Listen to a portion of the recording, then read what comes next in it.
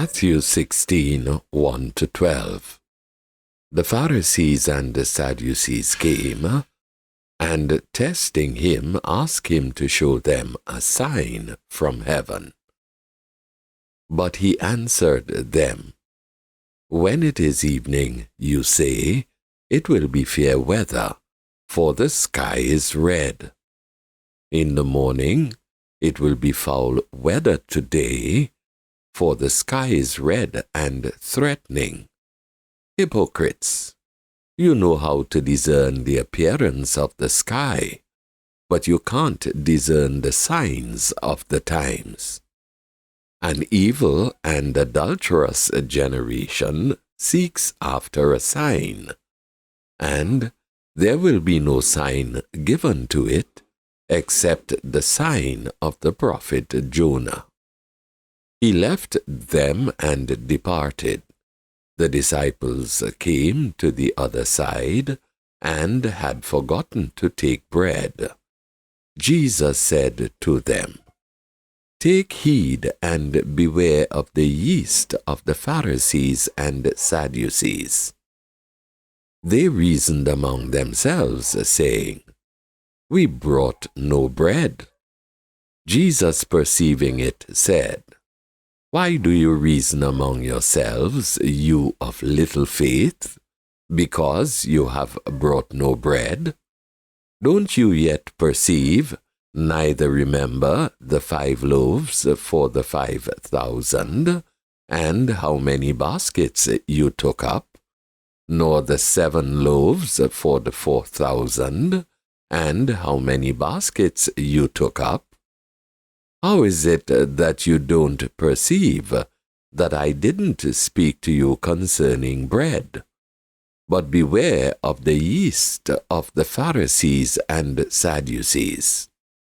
Then they understood that he didn't tell them to beware of the yeast of bread, but of the teaching of the Pharisees and Sadducees.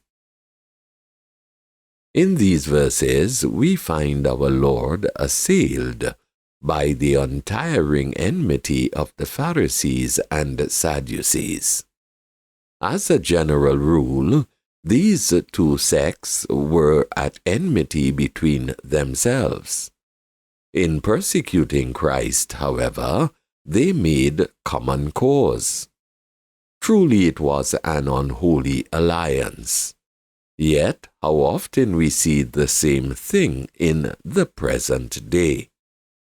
Men of the most opposite opinions and habits will agree in disliking the gospel and will work together to oppose its progress. There is no new thing under the sun, Ecclesiastes 1:9.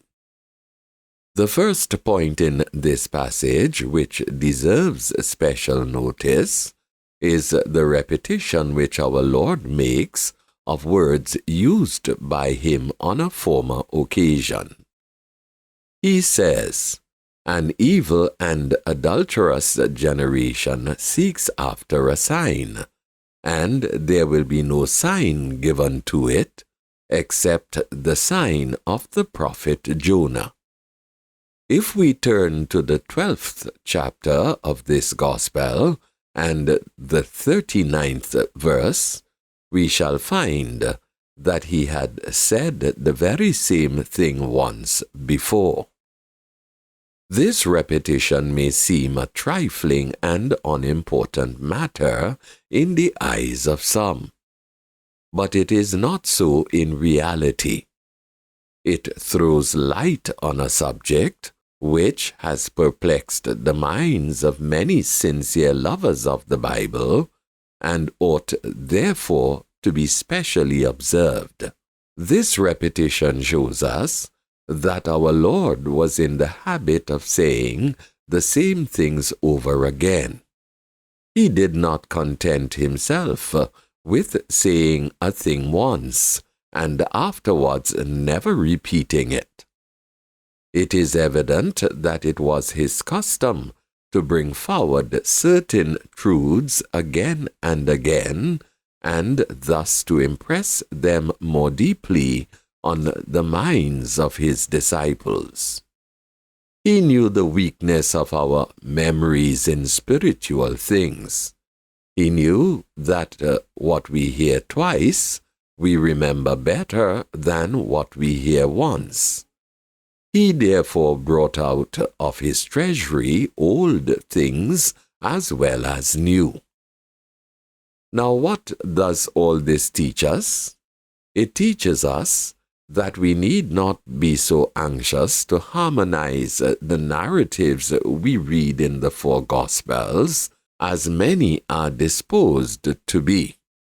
It does not follow that the sayings of our Lord, which we find the same in Matthew and Luke, were always used at the same time, or that the events with which they are connected must necessarily be the same.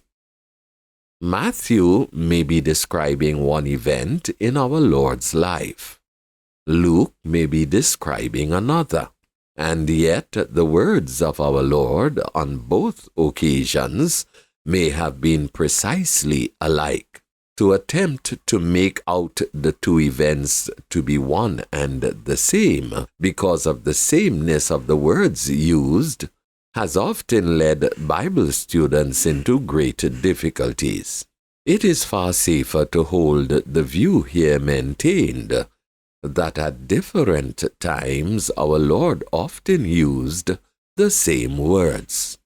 The second point which deserves a special notice in these verses is the solemn warning which our Lord takes occasion to give to his disciples. His mind was evidently pained with the false doctrines which he saw among the Jews, and the pernicious influence which they exercised. He seizes the opportunity to utter a caution. Take heed and beware of the yeast of the Pharisees and Sadducees. Let us mark well what those words contain. To whom was this warning addressed? To the 12 apostles, to the first ministers of the Church of Christ, to men who had forsaken all for the gospel's sake. Even they are warned. The best of men are only men, and at any time may fall into temptation. Let him who thinks he stands be careful that he doesn't fall. If we love life and would see good days, let us never think that we do not need that hint. Take heed and beware. Against what does our Lord warn his apostles? Against the doctrine of the Pharisees and of the Sadducees. The Pharisees, we are frequently told in the Gospels, were self-righteous formalists. The Sadducees were skeptics, free thinkers, and half-infidels. Yet even Peter, James, and John must beware of their doctrines. Truly, the best and holiest of believers may well be on his guard. By what figure does our Lord describe the false doctrines against which he cautions his disciples? He calls them yeast. Like yeast, they might seem a small thing compared to the whole body of truth. Like yeast, once admitted, they would work secretly and noiselessly. Like yeast, they would gradually change the whole character of the religion with which they were mixed. How much is often contained in a single word? It was not merely the open danger of heresy, but yeast of which the apostles were to beware.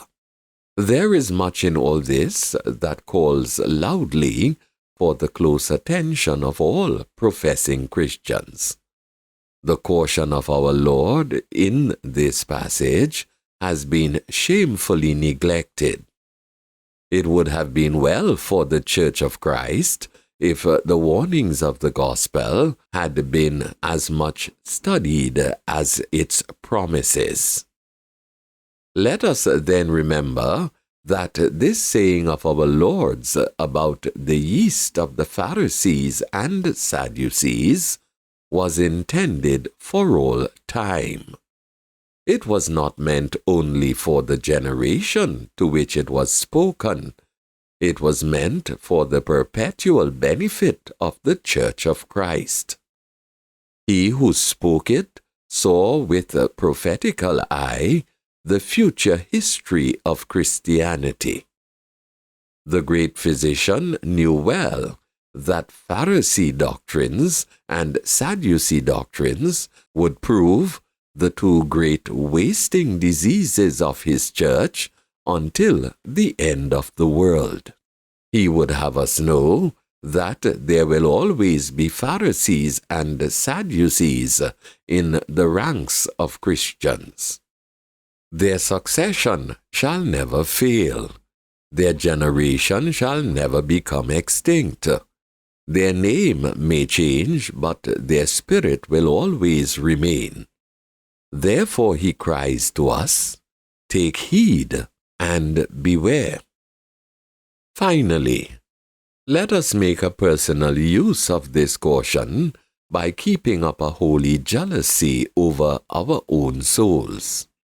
Let us remember that we live in a world where Pharisaism and Sadduceeism are continually striving for the mastery in the Church of Christ. Some want to add to the gospel, and some want to take away from it. Some would bury it, and some would pare it down to nothing.